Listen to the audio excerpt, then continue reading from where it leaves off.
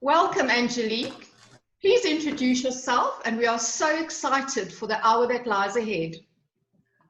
Buonasera, Charlotte, and to everybody who's joined us on this wonderful Woman of Stature webinar. Thank you so much for the privilege and the honor of being so connected to South Africa while I am in a beautiful little village in the Dolomites in the north of Italy, and really just amazed at how this place changes from white out snow and then becomes this beautiful spring space. So I'm living in a different season to you right now. I see you all dressed really warmly, and for us, we're heading into summer, and so it's just a blaze of color outside. Our sun goes down at 20 to 10 at night, and so it's really a beautiful time to be in Italy. But I guess many of you are wondering what on earth I am doing in Italy. And I really want to speak to you tonight about how do we keep hope alive in the midst of beauty and yet in the midst of the chaos that is surrounding us in the world today. We are living in unprecedented times. We are living in the midst of situations that I don't think you or I thought that we would see in our lifetime. And so our journey to Italy started 16 years ago when we heard about it as a skiing opportunity, and our family loved to ski. And it just was a set of miraculous circumstances that we found this literal little pinprick on a map of a village called Cavallese. And we made some wonderful friends here as we kept coming back year after year after year. And we just, in a very casual conversation over dinner one night, my husband and I said, wouldn't it be fun to have a property in Italy and, just have a place where we could come and ski? And it was incredible how we realized that, and this is going back many, many years, that if you have a vision board and something that really is in the forefront of your mind and something that you work toward, it's incredible how everything can come into alignment in the most beautiful time and in the most beautiful space through the people that you meet, through being aware, through being in the present moment, that when the opportunity comes, you're able to take it. And that's exactly what happened to us. We made some wonderful friends who said there was a home that we'd like to show you. And before we knew it, if any of you have seen Under the Tuscan Sun, it was just like that. It was as though we had bought this house that was dilapidated and needed renovation, and it was really a fun project to do. And so we had the joy of moving in here a year ago, and our idea was to come back in January this year and finish the ski season and then stay on in spring. But then something very interesting took place on the 31st of December, 2019. We've been married for nearly 26 years. It was a day like no other day, or like every other day, should I say, but it was a day like no other day, in that we were going into a new year. We were looking at what 2020 was going to hold for us. And we were excited because all of our children had come from all of the different places and spaces that they live in. And we were going to celebrate New Year together. And so my husband took our Cocker Spaniel, and he said he was going out for a morning walk like he normally does, or a run. And I remember turning to him and saying to him, why don't you have breakfast with us before you go this morning? And he said, no, I'm going to go for my run first. And then when I get back, I'll have breakfast. And it was on that run that I got a phone call. And it's very unlike my husband to call me while he's out on a run. But we heard that something wasn't well.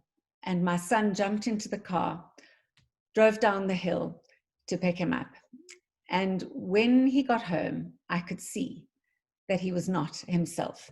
Sportsman, super fit, very athletic, healthy, businessman, strategist, CEO, successful in many aspects of his life. But on that day, we said, I think you should get to the hospital. And while he was getting dressed to get to the hospital, he just collapsed.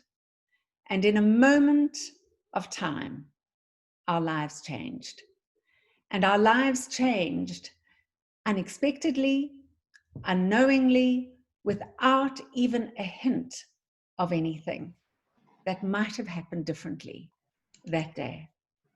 And so on the 31st of December, I was confronted with a new identity. I was a widow at a much earlier age than I ever thought I would be. I had to look at a new future and say, who are you going to be in this new future? And so I came to Italy to register my husband's death. And my plan was to be here in February after our celebration service of his wonderful life in Cape Town. I was going to be here from February through to March and go back home. But then, of course, the global crisis hit. And COVID-19 became a word that all of us have become very familiar with, but never dreamt that it would intervene in our lives in such a serious way. And so it's been that I have been not only widowed, but in total isolation for 90 days, where I confronted myself in ways that I didn't have to confront myself in any time before. And that's when I learned the power of hope, the power that hope brings when you feel at the end of yourself, you feel at times at the end of life, you wonder how it is that this all happened, and yet you can be so inspired by hope. And so not only am I here in lockdown for 90 days, although I must say, and this is to give you hope in South Africa, if that's where you're listening from, or in any other country around the world, is that we are quite through our lockdown now, and we have been for a while. We still have to wear masks in supermarkets and pharmacies and certain restaurants, although the moment you sit down, you can take your mask off. We haven't had reported cases of any substantial number in the last couple of weeks. The death rate has almost been at zero. So we have come through this, and you would know from the news that Italy was seriously hit in the beginning of the virus, and we see that upswing in South Africa right now. And so this conversation tonight is really to give you a hope into a future that you can look forward to, because it's amazing what happens in the resilience of humanity when we are put through our paces, when those unexpected shocks come, when the trauma hits, when the grief hits, and you don't quite know how you're going to cope. There are some things that we have to press into and look into and dig into. And that's really what I'd like to share with you tonight, because not only did my husband pass away, but just 3 months later, my son-in-law's father passed away. And he was younger than I am. Totally unexpected. Totally off the radar. Didn't even think that anything was wrong with him health-wise. And then just 2 days ago, my dearest friend of 29 years, who's been an incredible mentor in my life, passed away literally after awakening. She'd hardly been awake, and she just slipped away into glory. And so now I have to ask you, beautiful woman, what do we do when these times of crisis hit? How do we find our hope? Well, for me, I have just been incredibly blessed that I have a wonderful, immovable, unshakable relationship with God. Jesus came into my life 33 years ago at the age of 21. And the journey I've walked with him as a woman with no high school education, growing up very much on the side of poverty, going to 13 different schools from grade 1 to standard 6, having to be out at work at 14, at the age of 21, finding myself in a situation where I was feeling that there was no future and that there was no hope. An amazing woman entered my life and her name is Jenny Ward, and she showed me that there was light at the end of the tunnel, and his name was Jesus, and I could have access to new life because of what he had come to give us as humanity if we were only willing to accept it. And yet, all of these years later, 33 years later, I found with him there's been no shadow of turning. He is everything that he said he would be, and he's been there morning, noon, and night, even in the times where I felt hopeless, even in the times where I felt there was no future and no hope. And I've watched him come and put his everlasting arms underneath me, and truly, in this instance, has become my husband, my CEO, the father of my children, my go-to, because I've been in a nation where I'm not fluent in Italian, where I was isolated, and who do you turn to but the one who knows you better than you know yourself? And so that is the picture of hope for me. First of all, spiritually. Second of all, mentally. What we feed in our minds is so important when we're going through times of trial. The words we speak are absolutely crucial to our sense of well-being, because it is no doubt in my mind that your words create your worlds. And the world that you live in is usually created by what you're thinking and by what you're speaking. So yes, the reality is we are faced with a virus. It is a serious virus. I was speaking to somebody today. She is a consultant of ours in the business that we used to be in, called Angelique Health and Beauty. And COVID has hit 3 members of her family, and 1 has passed from this virus. So we do have to face the reality, but at the same time, we cannot lose our hope. And that's what I love about what people like Charlotte are doing, because it's giving people hope in a pandemic of hopelessness. It's giving us the message that women can arise, people can arise above the circumstances, despite what we've been through, despite our aloneness, despite our loneliness. We do have to dig in deep and find that resilience within us, in spirit, in soul, and in body. And what is our soul? Our soul is our mind, our will, and our emotions. And we know, particularly as women, when those emotions go haywire, you don't have to tell your husband you're angry. He just knows it by looking at you. And so we need to really rein in our emotions in these times and be an inspiration for those around us. Because my reality is this: I cannot go back and change the 31st of December. I cannot go back and change the 9th of April when my son-in-law's father died.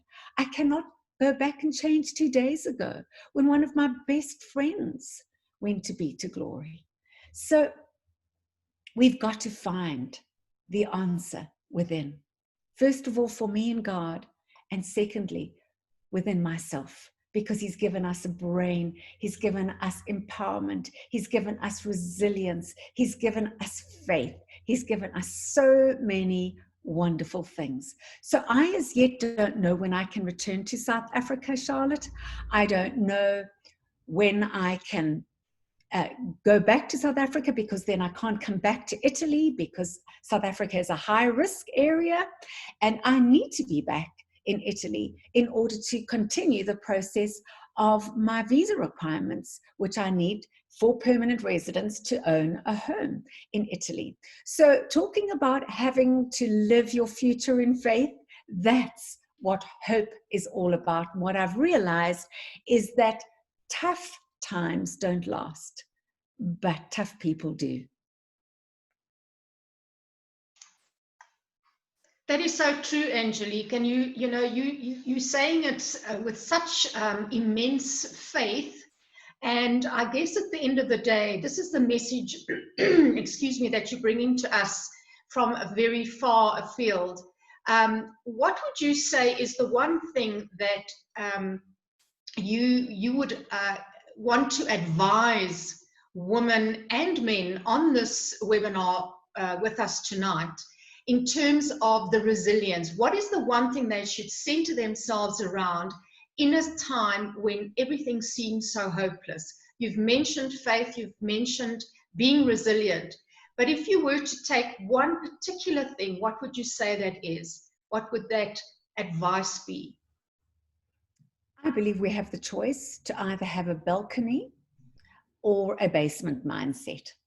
And the balcony mindset is able to rise above, to have a look beyond what the current circumstance is. Because for me, facing reality helps you forge your vision, despite the reality of the present. But a basement mindset gets stuck in negativity. It gets drowned out with all of the news that bombards us 24/7. You know, it comes at us through every form of technology. But when we choose to have the balcony mindset, we don't deny what is going on. We don't deny that the world is in crisis. But we have to be able to say, what can I change? What can I do differently? How can I be my own champion? How can I take every opportunity that comes my way? You were mentioning it before we started, just in our brief discussion, how you didn't dream that in this lockdown period, you would learn so much about technology and that you would build a business around this technology and in this crisis period. And I believe that that's what crisis actually can do for us, is if we'll just get out of the mundane, if we'll just take ourselves out of the rut and the routine and the doom and the gloom and look beyond, even though we might be pressured, even though we might be challenged. It's about making an internal decision to see life differently. I'm of the absolute belief, Charlotte, that the world is not the way that it is. It is the way that we see it. Mm-hmm. And I really want to say that again. It's not the way the world is, but it is the way that we see it. So first of all, we've got to ask ourselves, what am I seeing? How do I shift perspective? And that's what my book, Turn It Around, is all about, is how do I shift my perspective from my current reality to what can be? You know, otherwise people live with a wish list. I wish I had more money. I wish I had a better job. I wish I was thinner. I wish I was more healthy. I wish I had a husband. Some are saying, I wish I didn't have a husband. And so we live with these wish lists instead of turning them around, shifting the perspective and saying, well, if I wish I was thinner, what should I be doing about it? If I wish I was out of debt, what changes do I need to make to take myself out of that debt? And so we need to know what our tripwires are. We need to know what trips us up. And we can't disconnect all of those tripwires all at once, but we can start working on one at a time. Disconnect yourself from that which holds you back, from that which becomes a stumbling block to you, and start reconnecting yourself with that which makes you feel whole, which gives you a more positive outlook on life, on your, whatever your environment is. And that's why I speak and write a lot about that we need to be internally transformed to have external impact. You know, it is one of the phrases that I actually built my speaking business on, was that we win or lose by the way that we choose. And I mentioned earlier, I come from no high school education. I had to learn to make some choices from a very, very early age. I can't say I always made them in a victorious way. I lived with a defeatist mentality for many, many, many years until I started my own transformation process. And one of those processes was journaling, was writing about how I felt, what I wanted to see different. And as I'm looking at you, I'm seeing the words, our vision. I can tell you that much of the success that has been accomplished in my life, despite my lack of education, despite not having tertiary education, was keeping the vision before me. Who did I want to be, and how was I going to become that person despite the lack in my life? What was it that I wanted to achieve, and what was it that I was going to do in order to get me there? How was I going to come alive to the opportunities that I knew were out there? I just didn't know how to access them. But then when somebody offered me a direct selling opportunity, which meant I didn't need to be educated, I just needed to have some enthusiasm and a willingness to learn, I suddenly realized that I could have a home-based business that would start to give me an income because I didn't have any other skill to offer anyone else. And little did I know, decades later, that it would become a multi-million rand organization and that we would touch hundreds of thousands of lives. Why? Because of vision, because of opportunity. I'm no different or more brilliant than anybody else. In fact, I probably come from a greater deficit than many privileged people do.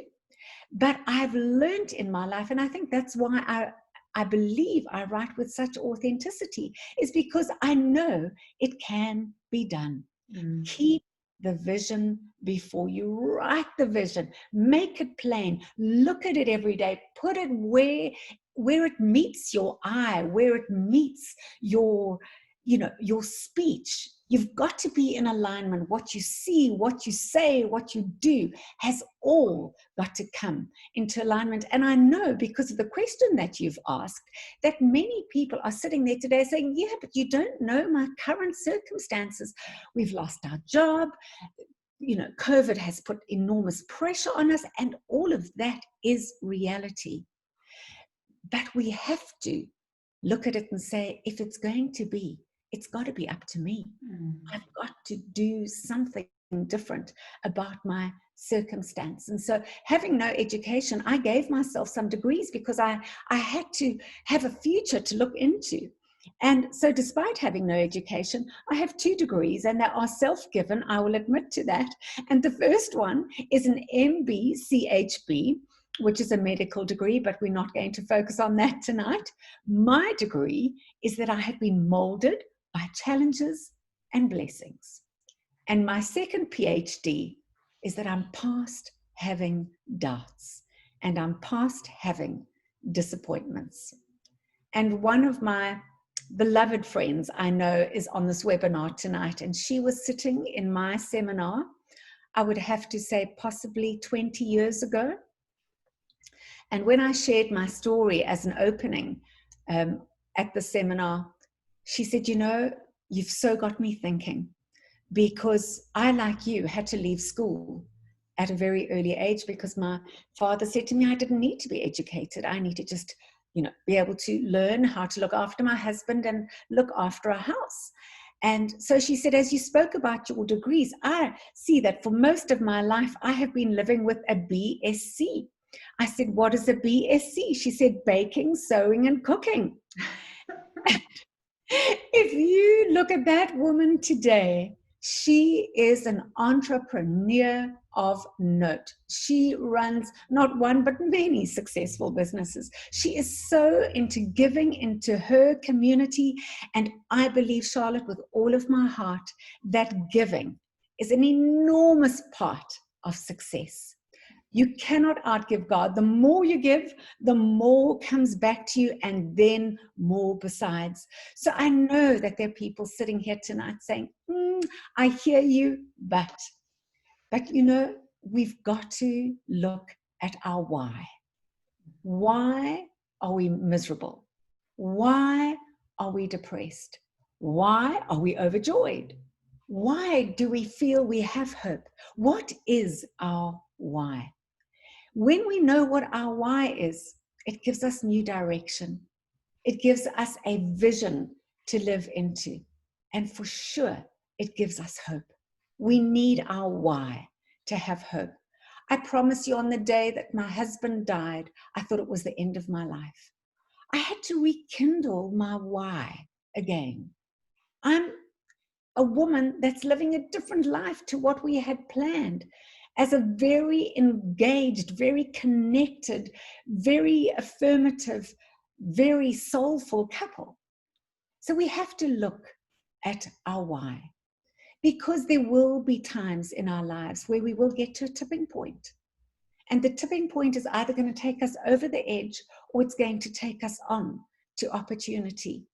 And many of us find ourselves there right now with all of the calamity that is going on around the world, the uncertainty of the markets, what is happening in politics, are our children going to be educated? All of these things are massive factors of stress and impact our productivity levels. So we've got to see when we're at a tipping point, and we have to say, what am I going to do differently to create, like you have done, an opportunity in the midst of the turmoil? And then we have to look at the X factor in our lives. And the X factor is we've got to get rid of the excuses. They hold us up, they impede us, they paralyze us. And that is why it is so important to remember that if it's going to be, it's up to me. What can I start doing today? And as I say, Charlotte, just one thing. That's all. Just start off by doing the one thing. And I really believe that that equips the listeners tonight to say, I can do something different. I can have a balcony mentality and get up above and see the bigger picture. The balcony mentality, what an incredible way to actually express that, because I don't think one realizes that if you're standing on top of the world and looking down, you've got such a much clearer vision. So get rid of excuses. I love that. The X factor. We know that there's the X factor on television. It's people with beautiful voices. But I just think that that's such an incredible way to also express that excuses will get you nowhere. Now, what is your opinion on collaboration?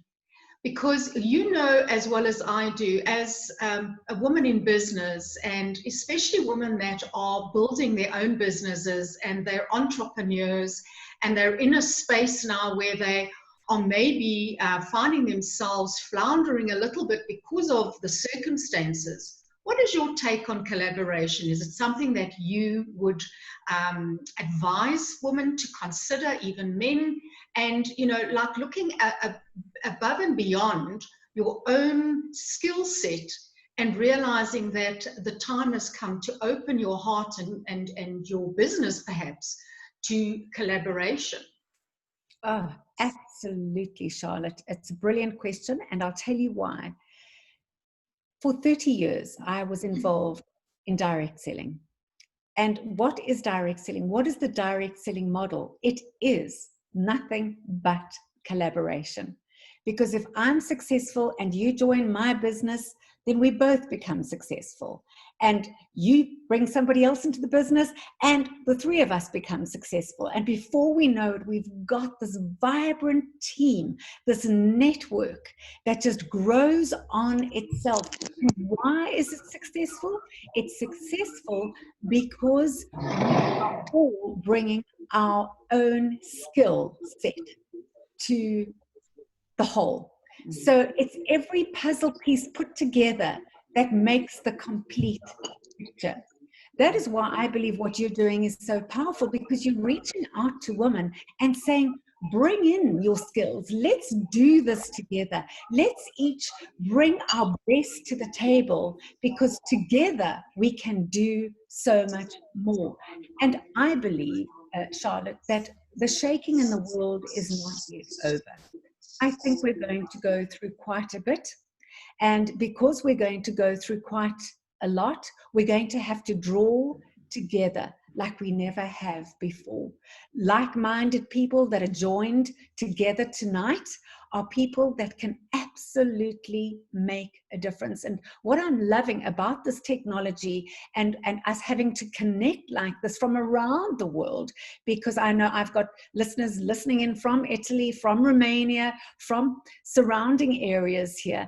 And what I love about this is that like-minded people can connect across the airwaves, but we can learn from one another and take what we have learned and apply it to our different families, communities, to our different nations. And I really believe it's for a time such as this that we have been raised to become influencers, that we are called to collaborate, because one is too small a number for success. You know, we've got to be able to put our all together, and out of that togetherness, who knows what can be accomplished through that. I am always reminded of the fact that Jesus started with 12 people and the world was changed. And so that's the power of collaboration. That's the power of networking, of connecting, of being together and allowing each other this kind of voice where I can learn from you, you can learn from me, we can learn from each other. So collaboration, I don't believe, is even an option in these times. It is for such a time as this that we need each other. We're going to be leaning on each other in a lot more stronger way than we have in the past. I believe that the lone days are over. We're going to have to, as communities, really come together from not only business perspectives, but from many different community drives, particularly as we see the massive change that we're seeing around the world. So, Angelique, if there was anything that you could change about your life, would you? Is there anything you would change? I wouldn't change any circumstance, Charlotte, because with the privilege of hindsight, I see that everything that has taken place in my life has contributed to me becoming the woman I am today.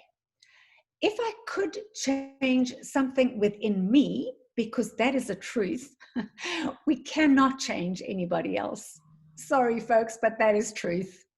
You cannot change the weather, you cannot change the economy, you cannot change the petrol price, you certainly cannot change your husband, you cannot change your children, your boss, or anybody else.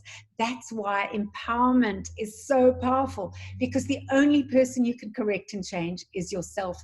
So what would I change within me is I would have loved to have been more in the present moment earlier in my life. Worrying about the future robbed much of my life in my formative years, in my early adulthood years. I was a terrible worrier. Fear was a driver in my life.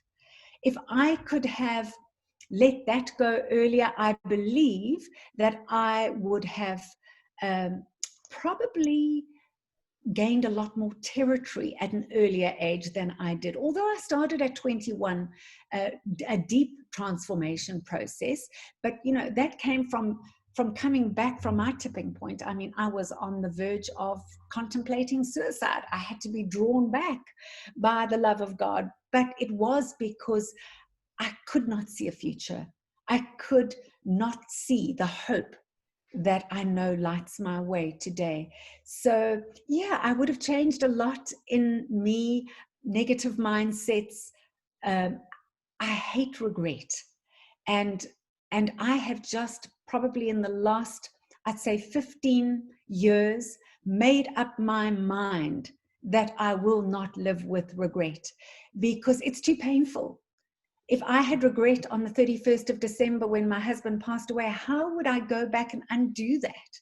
And so that's why I celebrate life. I celebrate the moments. I celebrate the opportunity, like being able to talk with you and your network tonight. I celebrate the sun rising in the morning. I celebrate the moon at night. I celebrate flowers and animals and children and life, because I don't want to get to my end one day and say, if only I had have done something different.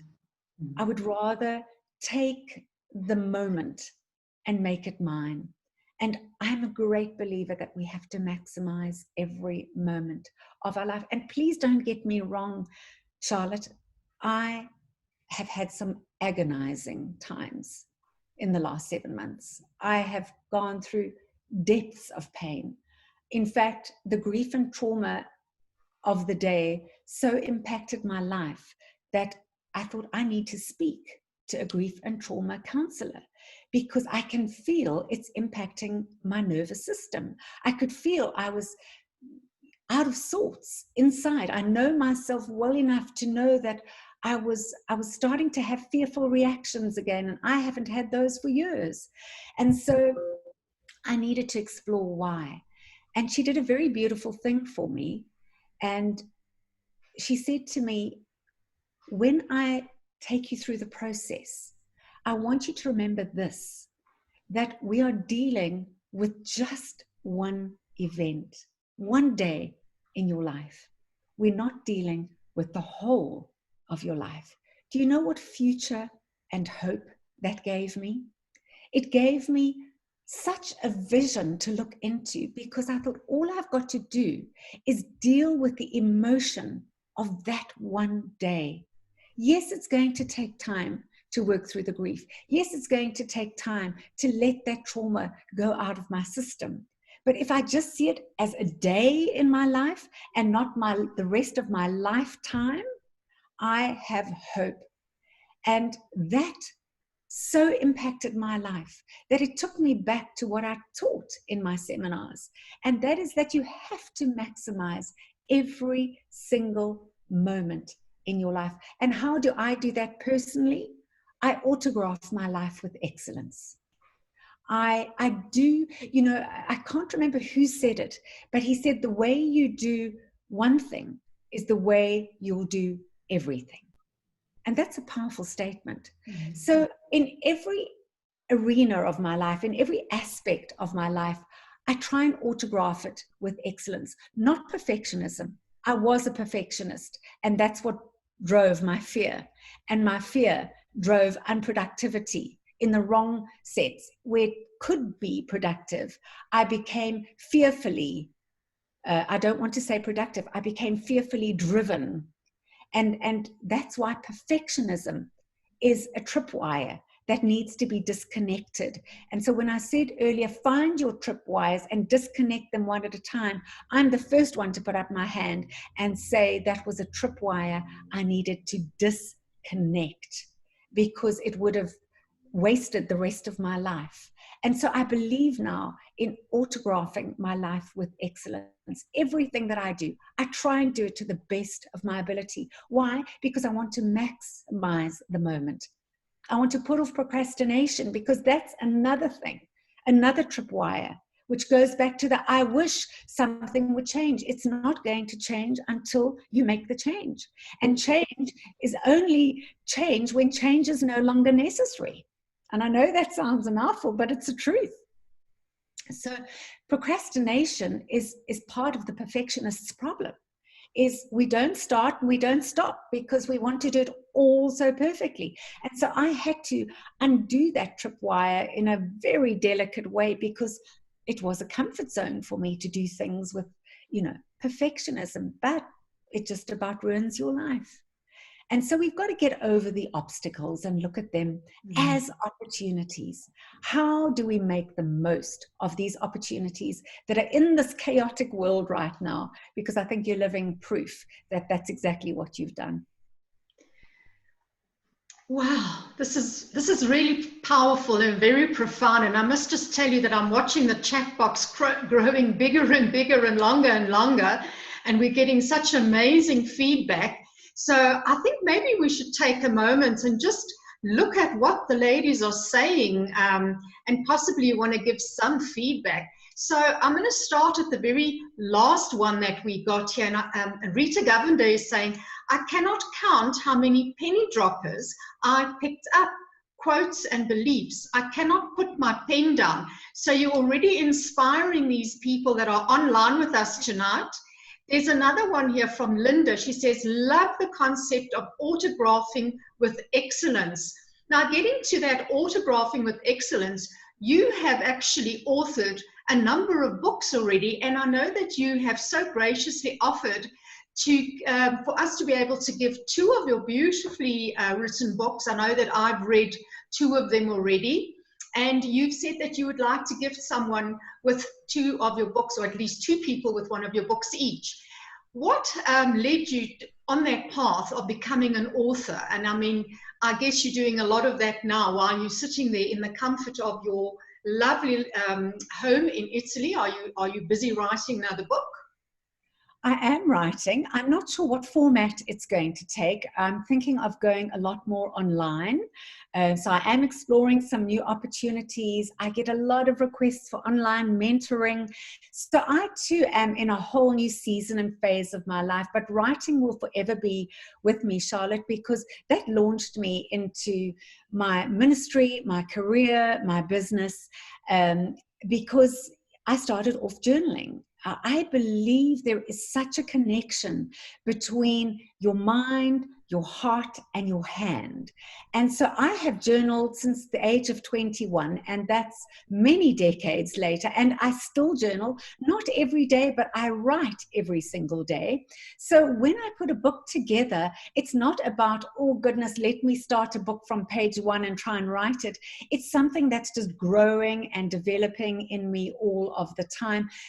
And I do believe that the authenticity of an author is writing about how you live. If you can't speak how you live and you can't live how you speak, then you're giving people theory.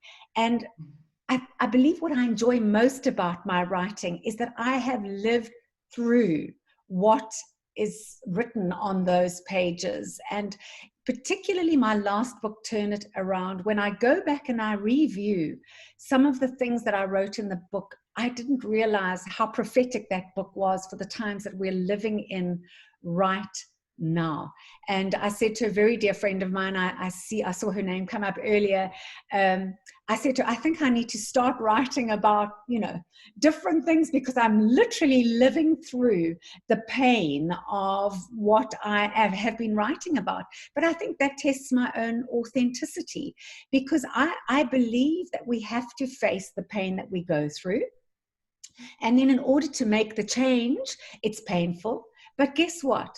After you've been through the first level of pain and the second level of pain of change, you come to the pleasure. And I write a lot about that in What in the World Are You Waiting For?, which is one of the books that I'm giving away tonight. And isn't that a poignant question? What in the world are you waiting for, ladies or gents, if you are on the call, before you do something different? What is going to happen in your life before you take that step, that leap of faith? It might be that you're wanting to start a new business, maybe take something online, whatever it is. It's not going to be any different tomorrow if you don't make the change today. So what in the world are you waiting for? And that was one of my procrastination questions, actually, that led me to write that book, is what are you waiting for, Angelique? What has got to take place in your life before you will script a different future? Because here is a profound realization I came to, Charlotte, is your future is not just a place you get to go to. Your future is the privilege you have of creating. That's profound. That's really so profound.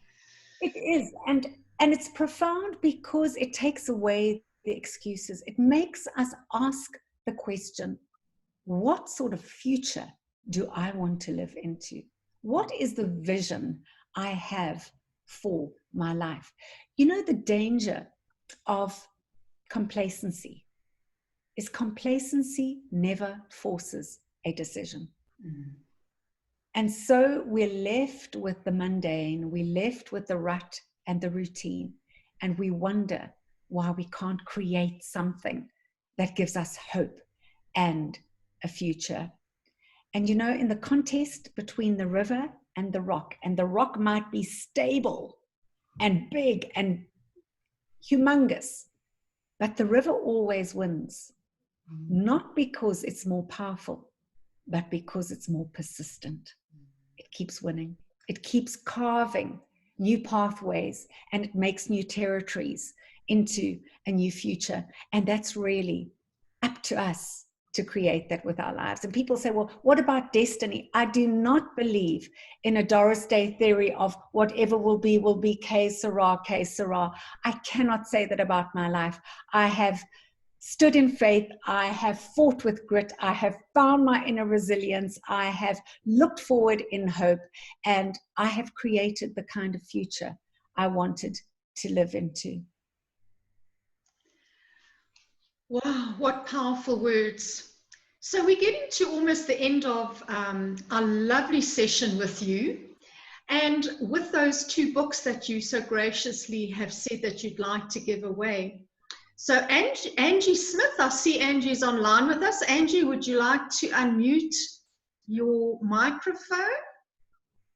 The reason I ask that is because what we've been doing, ladies, just so that you know, we have been tracking how many, first of all, who had registered, had taken up the challenge to get more points, and by doing that, by inviting others to join us tonight. So that was the way that we actually tracked. And we would like to now give Angie the opportunity. She's also Angelique, and I obviously call her Angie for short. So we've got 2 Angies online with us tonight that are obviously active here.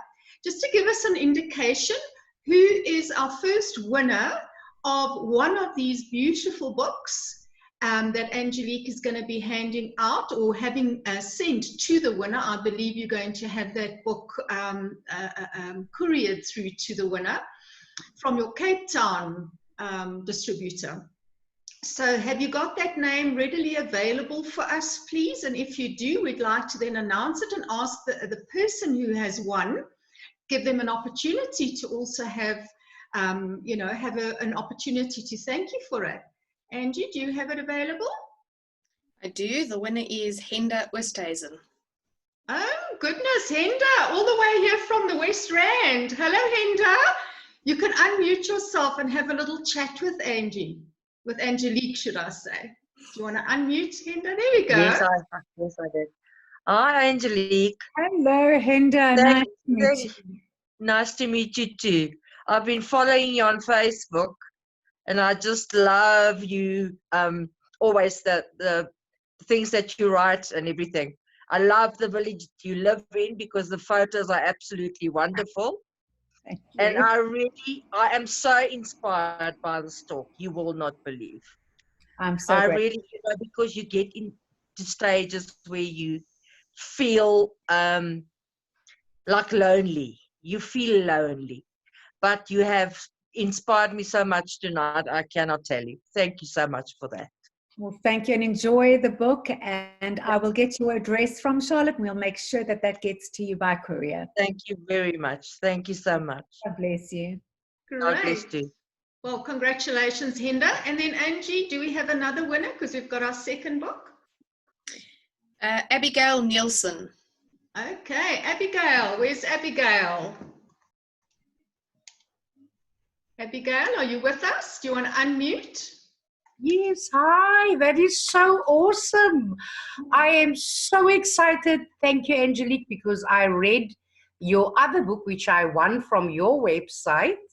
What in the world are you waiting for? So I am so looking forward to this book. And I want to say thank you. You're an absolute inspiration. And yeah, I just enjoy what you bring to the body of Christ. Thank you for uplifting us and encouraging us.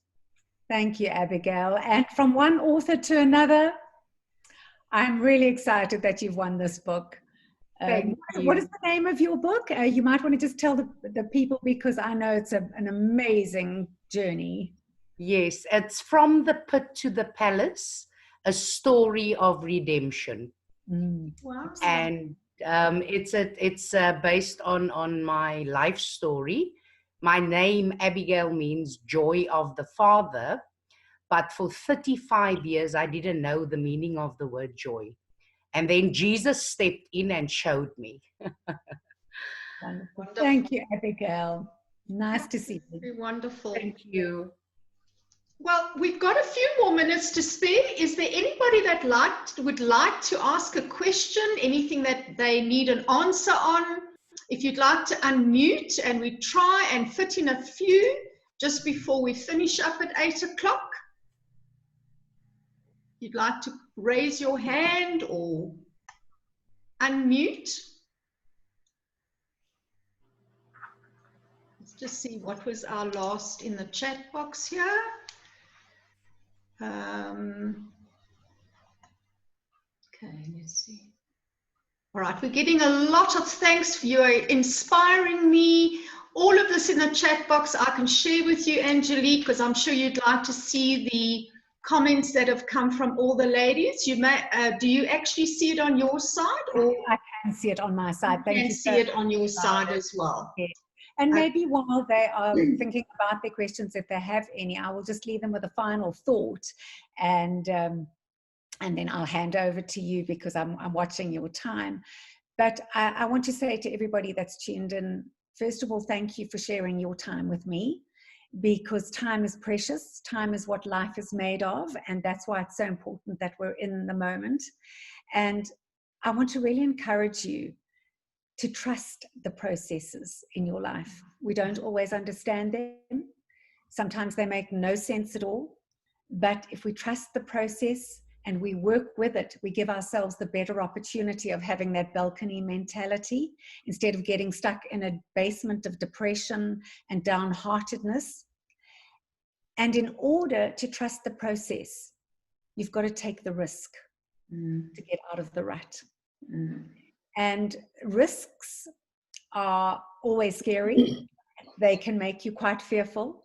But, you know, it's easy to say you have faith, but I always say that faith is spelled risk, R-I-S-K, because if it was easy, everybody would be doing it.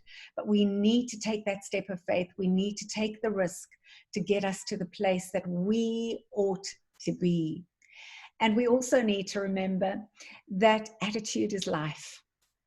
And it is within every single one of us, no matter how your doctor has diagnosed you, no matter what news you've heard, no matter how you feel, we all have the ability to choose our attitude. It's a choice, not necessarily a feeling. It's like confidence. You don't always feel confident, but you can choose confidence. Hold your head up high, as Helen Keller said. Look opportunity in the eye. And she was a woman who was blind. And what else did she say? There's nothing worse in the world than having two eyes, but having no vision. And so we need to be reminded of these things. And do remember that all of us will be leaving a legacy. What is your life going to be saying about you? I'll hand back. Thank you so much, Angelique. Thank you so much. Was there anybody that wanted to ask a question? I thought I'd seen some raised hands. Georgie? Yes, Georgie? Charlotte, thanks for the opportunity. Hi, can you hear me? Yes, we can now. Hi, Charlotte. Thanks so much for the opportunity of having Angelique on. Angelique, what an absolute pleasure to see you again in this on this wonderful evening. And I just want to say thank you so much for always being open to speak your truth and to be so available to talk. You've been an inspiration for me since Ernie passed away, and I really have been so encouraged by everything that you have done for me in our conversations and our so many conversations that we had over the past months. So I really want to thank you. Now, Sorry, am I getting the same bad signal here? Yes, also. Yeah. I see, shame she's, okay. But thank you, Georgie. And if I may just say to Georgie, she was one woman who called me every day for I don't know how many weeks after my husband passed away, just checking in, and it shows such a heart of compassion and love and care. Thank you, Georgie. I will never, ever, ever forget that for the eternity. Then we've got Shireen Hunter has raised her hand. Shireen. Hi, Angelique. I just want to commend you. I must say, I think it takes such a huge level of courage when you're going through the fire to share your story. Many people will tell the story after the fact, but it is just so authentic that in the moments, in the last few months, on a daily basis, you've spoken your truth. And it's not something that you've reflected on later and wrote about later, but you've been able to actually share that in the moment. And I just want to say you've earned so much respect from me, because for me, that is just another level of authenticity. So I salute you this evening. You are an outstanding role model, at a wonderful standard for women walking in their faith. And you've just been amazing. So well done. Thank you. I appreciate your kindness. Thanks, Shireen. Well, Angelique, all I can say is, again, it's been absolutely wonderful to have you online with us tonight. It's been a pleasure. I'm so happy that I was able to make this opportunity happen for you, so that the network that I surround myself with, the wonderful women and strategic partners that I have online with us tonight, that they can, see and appreciate what it is that we as women can do as a collective. So I want to wish you the very, very best there where you're tucked away in your lovely little chateau in the Alps of Italy, going into, you in spring now, obviously going into summer. And we would love to have you back at some stage again. I know you've got a number of other talks and I guess some very interesting workshops that you are running or could be running in the future. And at any time, if you have a space and a place for us, we would love to invite you back. So just from me to everybody that did register for tonight and have stayed online, and to the 2 lucky winners, I just want to say thank you so much for taking your time to be with us tonight, to spend such valuable time in the presence of such an incredible woman, so inspiring, and you've touched, I believe, everyone tonight in a very special way. So I want to just send you lots of love and blessings out of Johannesburg to you, and hopefully in not too distant future, we'll have you back on the shores of South Africa, and we could have maybe that real interface where we can sit in a room specifically with you and even touch you and not just watch you. Oh, thank you, Charlotte. Thank you so much for the privilege. I really, really appreciate the opportunity. Thank you so much. Right, and good night to everybody, and see you soon. Bye-bye. Bye. Thank you.